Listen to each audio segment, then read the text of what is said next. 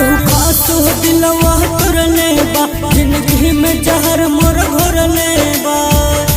एकदम खामोश वाला बादल हो गई, एकदम खामोश वाला बादल हो गई।